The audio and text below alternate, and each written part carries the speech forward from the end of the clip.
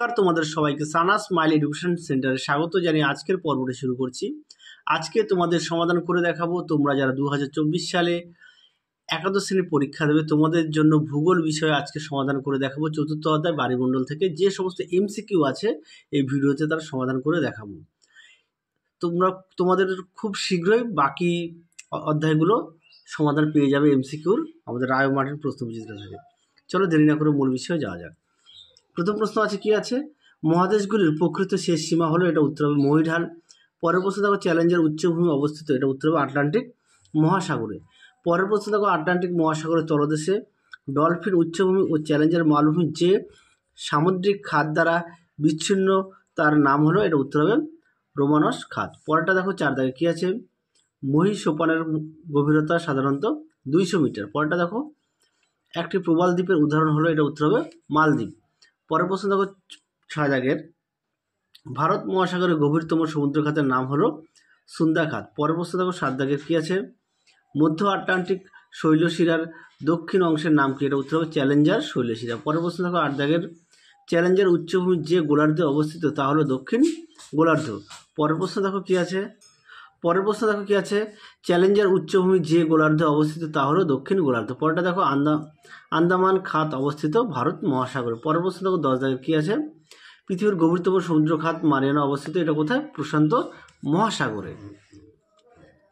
চলো পরের প্রশ্ন দেখো কি আছে, মহীসোপানের ঢাল সাধারণত 1 ডিগ্রি থেকে 3 ডিগ্রি এর মধ্যে হয়। পরেরটা দেখো কি আছে 12 দাগের, মধ্য আটলান্টিক শৈলশিরার উত্তর অংশের নাম কি, এটা উত্তর হবে ডলফিন শৈলশিরা। পরেরটা দেখো 13 দাগের কি আছে, আটলান্টিক মহাসাগরের গভীরতম সমুদ্র খাতটি হলো পুয়ের্তো রিকো খাত। পরেরটা দেখো কি আছে 14 দাগের, টোঙ্গা খাত কোন মহাসাগরে অবস্থিত, এটা উত্তর হবে প্রশান্ত মহাসাগরে।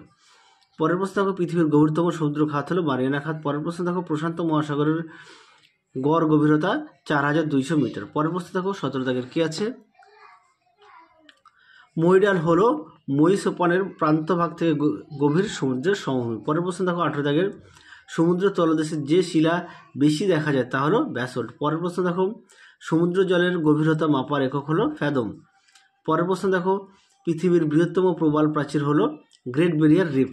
পরের প্রশ্ন দেখো মধ্য আটলান্টিক শৈলশিরার আকৃতি যে ইংরেজি অক্ষরের মতো তা হলো এস, অপশান বি।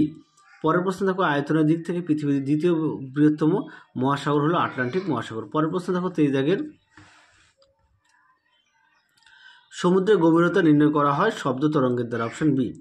আচ্ছা পরে আমরা দেখাবো, আচ্ছা বায়ুমণ্ডল থেকে আগে দেখিয়েছিলাম মহাসাগরের তলদেশের ভূপ্রকৃতি থেকে, এবার তোমাদের দেখাবো সামুদ্রিক অবক্ষেপের অধ্যায় থেকে, মানে এগুলো যে পাট করে দেওয়া আছে চতুর্থ অধ্যায়ের।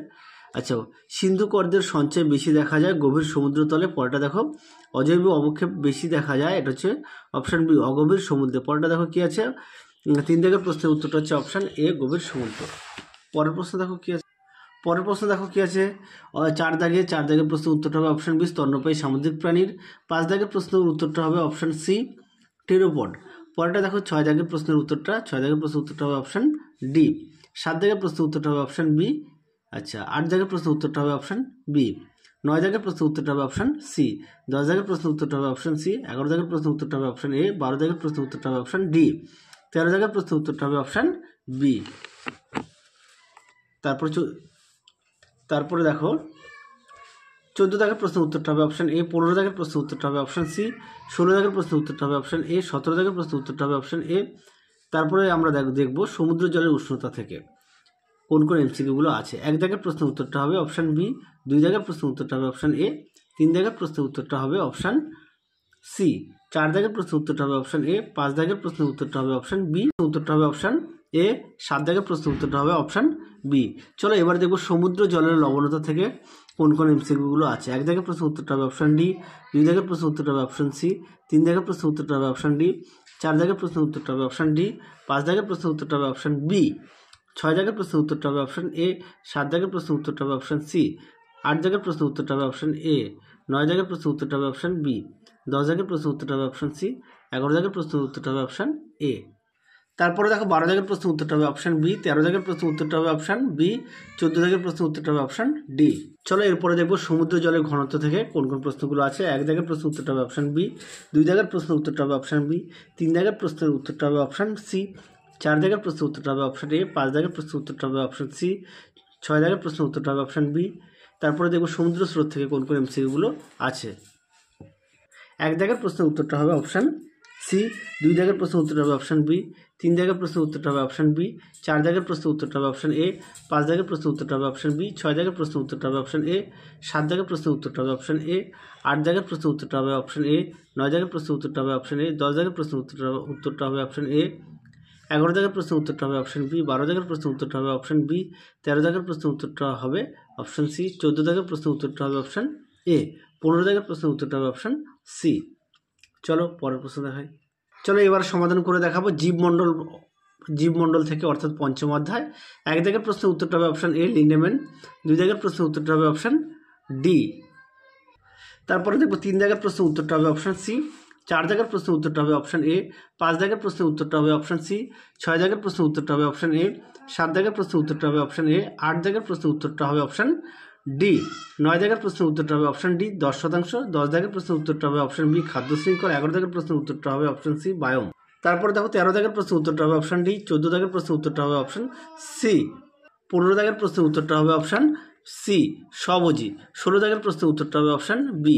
যাদের বই আছে তোমরা অবশ্যই বই থেকে পড়বে, যাদের বই নেই তোমরা একটু খাতা লিখে নিয়ে পড়বে।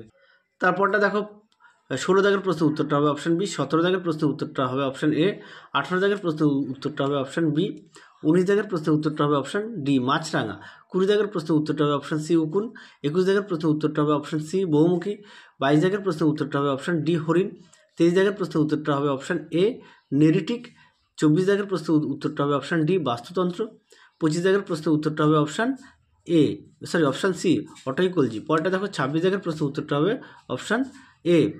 আচ্ছা 27 দাগের প্রশ্নের উত্তরটা হবে অপশান সি, 28 দাগের প্রশ্নের উত্তরটা হবে অপশান এ। তারপরে দেখো 29 দাগের প্রশ্নের উত্তরটা হবে অপশান ডি, 30 দাগের প্রশ্নের উত্তরটা হবে অপশান বি শক্তির পিরামিড। তারপরে আমরা দেখব 32 দাগের প্রশ্নের উত্তরটা হবে অপশান বি খাদ্যজাল, 33 দাগের প্রশ্নের উত্তরটা হবে অপশান সি জীবমণ্ডল, 34 দাগের প্রশ্নের উত্তরটা হবে অপশান বি, 35 দাগের প্রশ্নের উত্তরটা হবে অপশান সি, 36 দাগের প্রশ্নের উত্তরটা হবে অপশান বি বাস্তুবিদ্যা। তারপরে আমরা দেখব তারপরটা দেখো 37 দাগের প্রশ্নের উত্তরটা হবে অপশান সি, 38 দাগের প্রশ্নের উত্তরটা হবে অপশান সি, 39 দাগের প্রশ্নের উত্তরটা হবে অপশান বি। তার আগে বলি তোমরা যারা আমাদের চ্যানেলে নতুন দেখছো সবাইকে অসংখ্য ধন্যবাদ। এখনও যারা আমাদের চ্যানেলটি সাবস্ক্রাইব করেনি তোমাদের কাছে আমাদের বিশেষ অনুরোধ, আমাদের চ্যানেলটি সাবস্ক্রাইব করে পাশে থাকা বেল আইকনটি অল করে দেবে, তাহলে যখনই নতুন কোনো ভিডিও পাঠাবো সবার আগে তোমাদের কাছে নোটিফিকেশান পৌঁছে যাবে। আর ভিডিও যদি ভালো লাগে অবশ্যই তোমরা লাইক ও তোমাদের প্রিয় বন্ধুদের কাছে অবশ্যই শেয়ার করো, তাহলে তারাও খুবই উপকৃত পাবে। চলো আজকের মতো এখানেই সমাপ্ত করছি। আবার তোমাদের আগামীকালই বাকি যেগুলো অধ্যায়গুলো বাকি আছে সেগুলো আমরা তোমাদের ঠিক এইরকমভাবে এমসিকিউ দিয়ে দেবো। চলো তোমরা সবাই সুস্থ থেকো, ভালো থেকো, টাটা।